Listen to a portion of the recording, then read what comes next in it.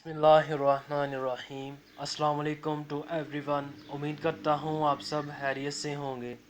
अगर आप हमारे चैनल पर न्यू हैं तो हमारे चैनल को सब्सक्राइब कर लें ताकि आने वाली हर वीडियो का नोटिफिकेशन आपके पास खुद ब खुद बआसानी पहुँच सके।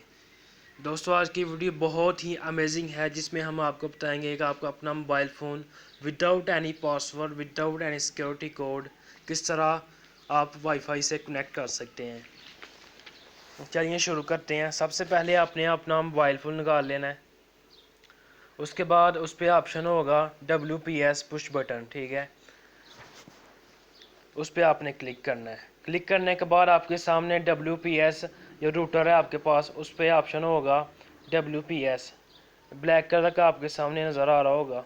इस पर आपने क्लिक करना है। एक बार क्लिक करने के बाद आपके सामने इस तरह का ऑप्शन शो होगा अपने मोबाइल फ़ोन पे ऊपर, WPS सेटअप, ठीक है।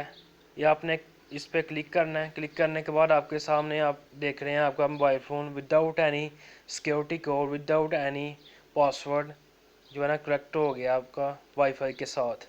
तो इस तरह आप अपना mobile phone without any password, without any security code connect कर सकते हैं वाईफाई के साथ।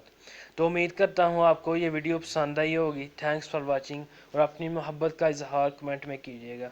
शुक्रिया।